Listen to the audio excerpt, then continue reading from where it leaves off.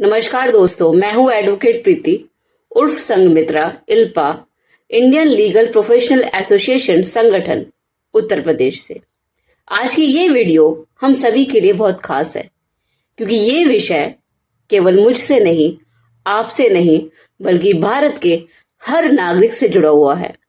अभी कुछ दिनों पहले बीजेपी सरकार के द्वारा ये ऐलान किया गया कि उत्तर प्रदेश में 5,000 से भी ज्यादा सरकारी स्कूलों को बंद किया जाएगा।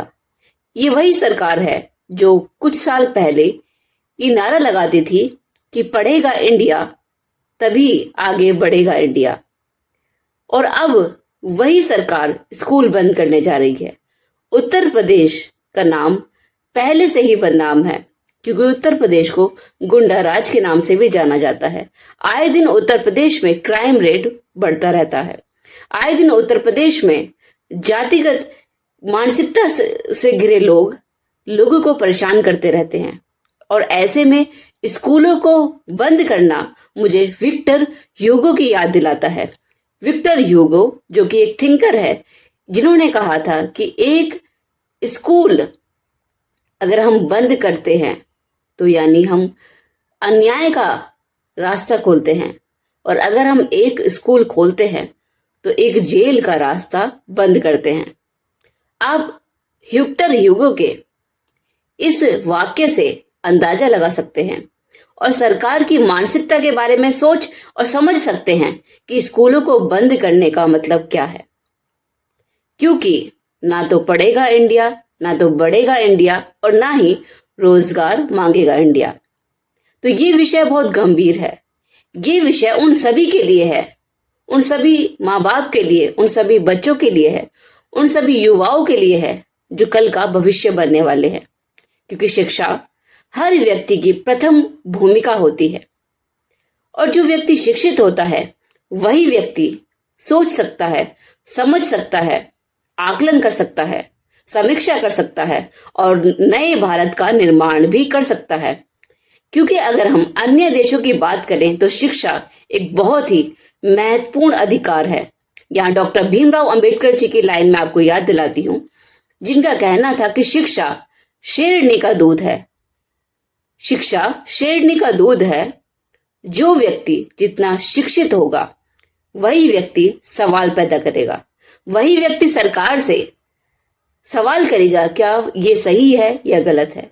क्योंकि शिक्षित व्यक्ति जागरूक होता है, शिक्षित व्यक्ति सवाल पैदा करता है, शिक्षित व्यक्ति समस्याओं को देखता है और समस्याओं का समाधान भी करता है। तो हमारे भारत देश में युवाओं को, आने वाली पीढ़ियों को शिक्षा से महरूम करने का बीजेपी सरकार के द्वारा ये एक शोभनीय कदम उठाया जा रहा है। और इस कदम के बारे में बहुत से लोग विरोध कर रहे हैं क्योंकि स्कूल बंद करने की वजह से युवाओं का, बच्चों का तो भविष्य खतरे में है ही, उन अध्यापकों का, उन अध्यापिकाओं का, उन युवाओं का जो टीचिंग के क्षेत्र में जाना चाहते हैं, उनका भी भविष्य खतरे में है। तो दोस्तों, ये विषय बहुत गंभीर है, इसीलिए आप इस वीडियो को एंड तक देखें और इस वीडियो को अभी पॉज करके शेयर जरूर कर दें सभी को, क्योंकि ये जानकारी सभी तक पहुंचनी बहुत जरूरी है।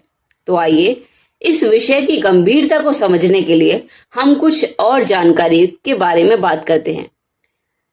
अभी कुछ दिनों पहले भारत की जीडीपी पूरी दुनिया में 4th नंबर पर आई और इस वजह से भारत की वाहवाही भी करी गई।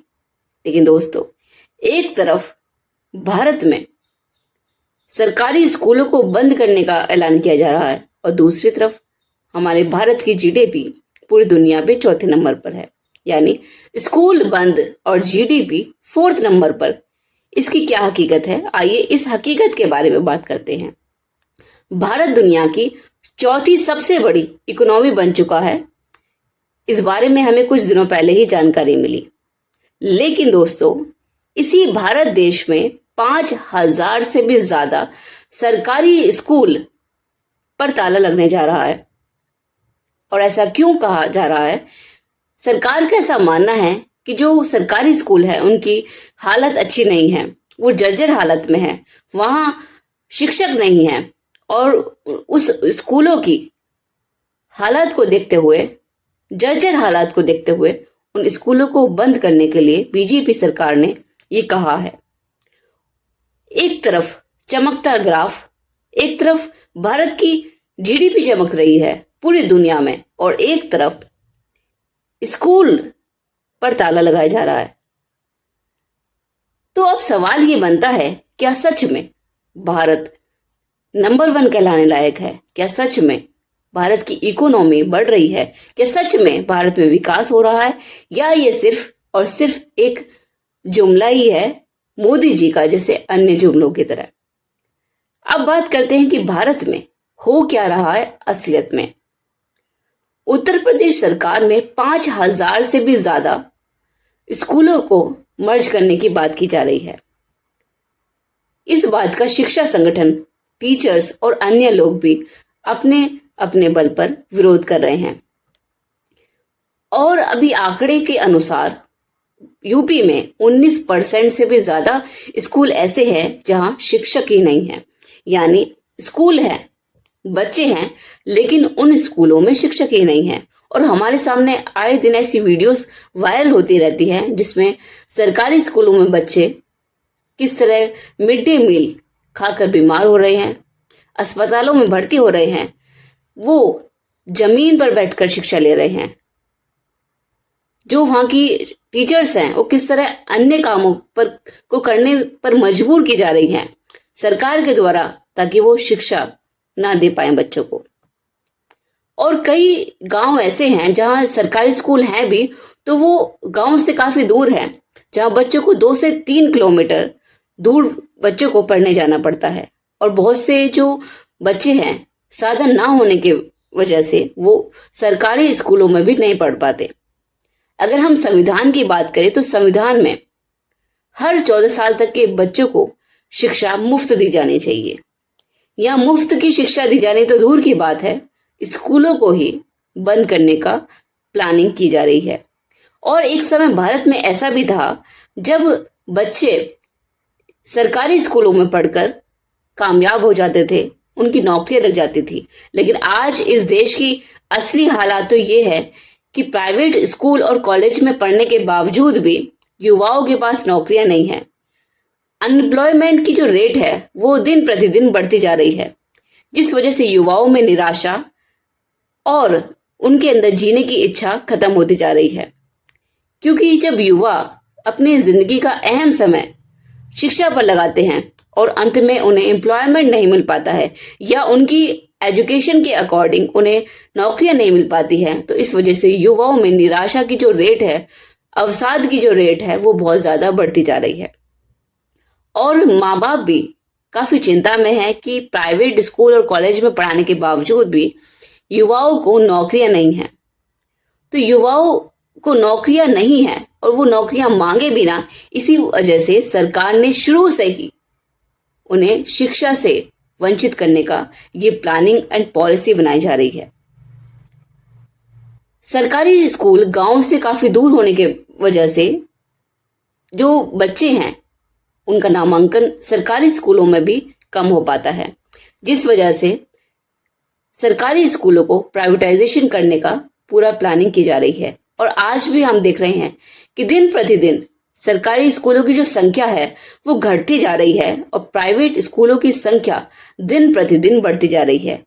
और शिक्षा का जो स्तर है वो इतना ज्यादा नीचे गिर गया है कि आज हर माँ बाप अपने बच्चों को प्राइवेट स्कूलों में पढ़ाने पर मजबूर है। जिसके पास पैसे नहीं है प्राइवेट स्कूलों की महंगी महंगी फीस देने के लिए, डोनेशंस देने के लिए, वो अपने बच्चों को सरकारी स्कूल में पढ़ाते हैं। या बहुत से ऐसे माँ बाप हैं आज भी जो सरकारी स्कूलों में भी अपने बच्चों को नहीं पढ़ा पाते हैं। तो ये क्या विकास है? 2024 में भारत की जीडीपी ने 4th रैंक हासिल की, लेकिन सवाल ये है, क्या इसका फायदा शिक्षा तक पहुंच पाया? क्या इसका फायदा आम जनता तक पहुंच पाया? वो आम जनता जो हर देश की रीढ़ होती है। कहा भी जाता है जो डेमोक्रेसी है, जो लोकतंत्र है, वो लोगों के लिए, लोगों के द्वारा होता है। तो इसीलिए जनता एक बहुत बड़ी महत्वपूर्ण इकाई होती है किसी देश को बनाने के लिए, और वही भारत की जनता आज भी, करोड़ों जो जनता है भारत की, वो मुफ्त अनाज पर निर्भर है। आज भी भारत के करोड़ों लोग फुटपाथ पर सोते हैं। करोड़ों लोगों का रहना सहना, खाना पीना, यहाँ तक कि बच्चे पैदा करना भी वो फुटपाथ पर होता है। आप घर से बाहर निकल के देखिए, फुटपाथ पर कितने ऐसे करोड़ों लोग हैं जो इनकी पूरी जिंदगी वहीं गुजर जाती है सड़कों पर। ना तो उनके पास कुछ सुविधाएं होती हैं, यहाँ तक कि उनका आधार कार्ड भी नहीं होता, और वो शिक्षा की तो उनसे उनके लिए दूर दूर तक उनके बारे में कोई सोच भी नहीं सकता। तो ये भारत की असली तस्वीर है। भारत में जब कोई मंत्री विदेश से आते हैं तो भारत की दिल्ली की जो स्लम एरियाज हैं उन्हें कवर कर दिया जाता है ताकि असलियत विदेश तक ना पहुंच पाए। ये भारत की असली तस्वीर है।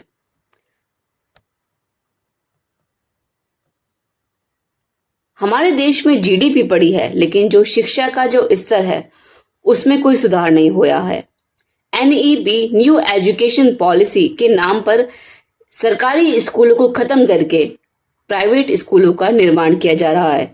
ग्रामीण बच्चों के लिए स्कूल एकमात्र ऐसा विकल्प था जहां स्कूल में जाकर वो कम से कम पैसे में पढ़ाई कर सकते थे, अपने भविष्य का निर्माण कर सकते थे। उन लाखों करोड़ों बच्चों से ये सुविधा भी सरकार छीनने जा रही है। यूपी में अब शिक्षा नहीं, केवल और केवल गुंडा राज होगा। इसी वजह से शिक्षा के दरवाजे बंद कर दिए जा रहे हैं। यूनेस्को की बात करें तो यूनेस्को के अनुसार भारत की शिक्षा पर जीडीपी का केवल 2.9% खर्च होता है। यानी जो यूनेस्को है, जो पूरे वर्ल्ड की ऑर्गेनाइजेशन है, वो ये मानती है कि भारत के जो सरकार है वो शिक्षा पर मात्र और मात्र 2.9% खर्च करती है। तो जब शिक्षा पर मात्र और मात्र 2% लगभग खर्च होगा तो आप ये अंदाजा लगा सकते हैं उस शिक्षा का स्तर क्या होगा। और यही वजह है जिन पेरेंट्स के पास पैसा होता है ये कहीं से भी वो अरेंज करके अपने बच्चों को विदेश में पढ़ाना ज्यादा पसंद कर रहे हैं, क्योंकि विदेश में जो एजुकेशन की क्वालिटी है वो काफी ज्यादा बेहतर है। और इसी वजह से क्योंकि वहाँ एम्प्लॉयमेंट भी ज्यादा है और एजुकेशन भी अच्छी है। अगर हम फिनलैंड की बात करें तो फिनलैंड और स्वीडन में एजुकेशन के ऊपर 6% से भी ज्यादा खर्च किया जाता है। अब बात करते हैं कुछ इंटरनेशनल कंट्रीज के बारे में, जैसे कि फिनलैंड जो है देश 6.2% शिक्षा का खर्च करता है जीडीपी का परसेंट। हर गांव में वहां पर वर्ल्ड क्लास फैसिलिटीज वाला स्कूल होता है।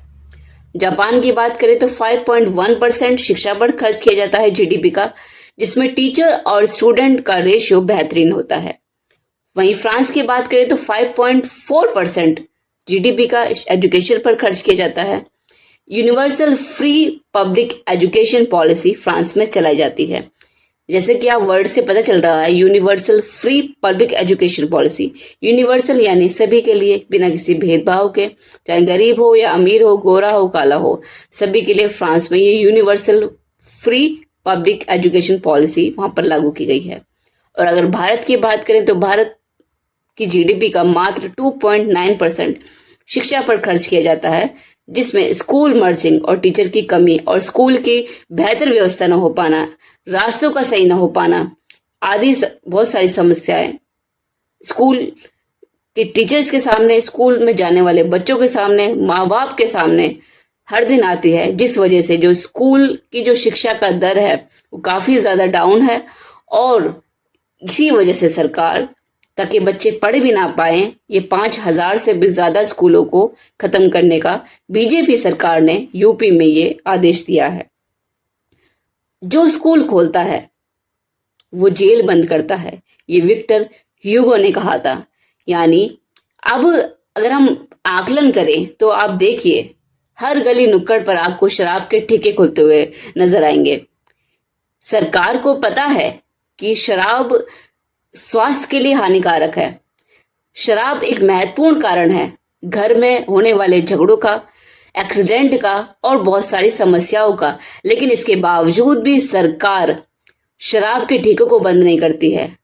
शराब के ठेके गली मोहल्ले मार्केट्स में खुलेआम खुलते हैं और खुलेआम लोग शराब या जो दारू जिसे कहा जाता है वो लेकर पीते हैं और टैक्स जो होता है शराब पर उससे काफी ज्यादा पैसा सरकार की जेब में जाता है। वही सरकार स्कूल को बंद करने के लिए जा रही है। वही सरकार शराब के ठेके तो खोलना पसंद करती है, लेकिन स्कूल गली मोहल्ले नुक्कड़ या मार्केट या ऐसे एरिया में जहां लोग ज्यादा रहते हैं वहां पर स्कूल खोलना पसंद नहीं करती है, क्योंकि सरकार भारत के देश के जो लोग हैं उन्हें गुलाम बनाए रखना चाहती है।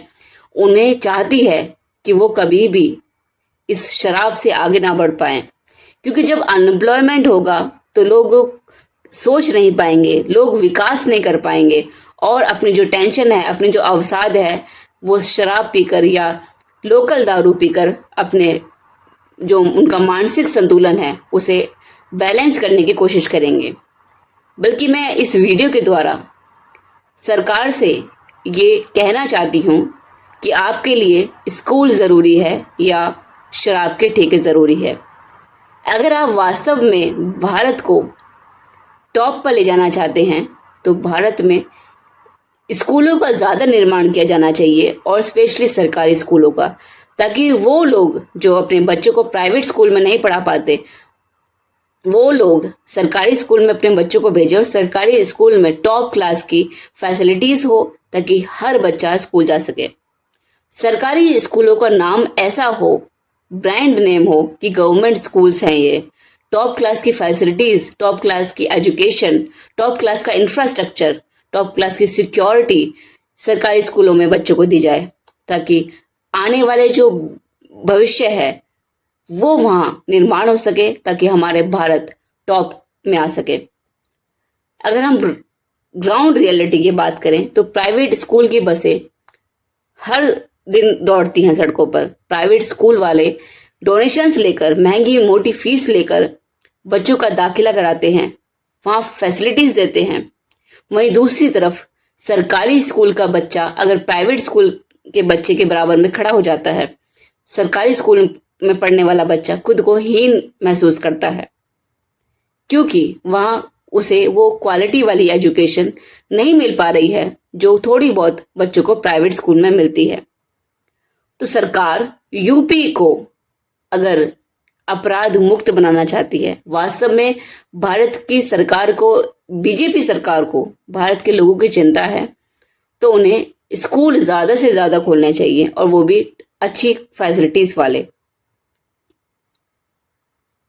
तो ये ऐसा भारत है। अगर इसी तरह भारत में चलता रहा तो भारत कैसे विकास कर पाएगा ये आप मुझे बताएं, क्योंकि स्कूलों को बंद करने के पीछे भारत के भविष्य को बंद करना है।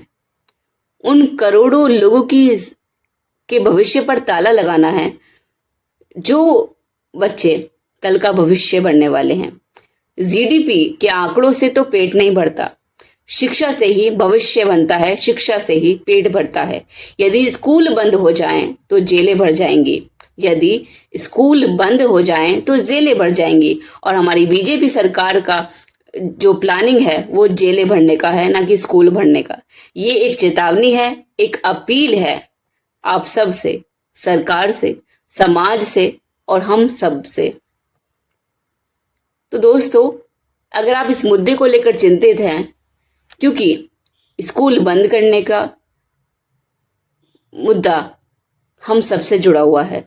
स्कूल बंद करना मतलब जेलों का निर्माण करना।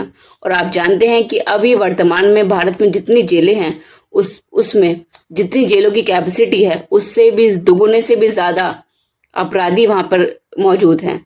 और कुछ लोग तो ऐसे बेगुनाह निर्दोष जेलों में बंद हैं जिनका कोई कसूर ही नहीं है और उन्हें न्याय भी नहीं मिलता है। तो ये भारत की न्याय व्यवस्था पर भी सवाल है, भारत की शिक्षा व्यवस्था पर भी सवाल है। वो शिक्षा जो free and fair education Bharat के हर बच्चे को मिलनी चाहिए, उन स्कूलों का दरवाजा हमेशा के लिए सरकार बंद करने जा रही है। तो आप सभी से रिक्वेस्ट है कि इस वीडियो को सभी के साथ शेयर करें और अन्याय के खिलाफ आवाज उठाएं, क्योंकि अन्याय के खिलाफ आवाज ना उठाना अन्याय का समर्थन देना है। अगर आप अन्याय के खिलाफ आवाज नहीं उठाते तो इसका सीधा सा मतलब है कि आप उस अन्याय को होता हुआ देख आप उस अन्याय का समर्थन करते हैं। इसलिए इस वीडियो को शेयर करें। बामसेफ और बामसेफ के अन्य ऑफशूट विंग्स के द्वारा भारत में 1 जुलाई को भारत बंद करने का ऐलान किया गया है। इस 5000 स्कूल बंद करने की जो साजिश है बीजेपी सरकार की, इसके खिलाफ, ईवीएम के खिलाफ और भारत में हर दिन हो रहे अन्याय के खिलाफ, जाति व्यवस्था के खिलाफ, मानवता के खिलाफ जो हर दिन शोषण होता है, हर दिन जो अपराध होते हैं, हर दिन जो भारत के लोगों को प्रताड़ित किया जाता है, उनका शोषण किया जाता है, इन सारी जो कुरीतियां हैं, इन सभी के खिलाफ बामसेफ और बामसेफ के सभी ऑफशूट विंग्स के द्वारा 1 जुलाई को भारत बंद का ऐलान किया गया है। आप सभी उसका समर्थन दें, अपनी राय कमेंट बॉक्स में जरूर दें और इस वीडियो को सभी के साथ शेयर करना ना भूलें। Thank you.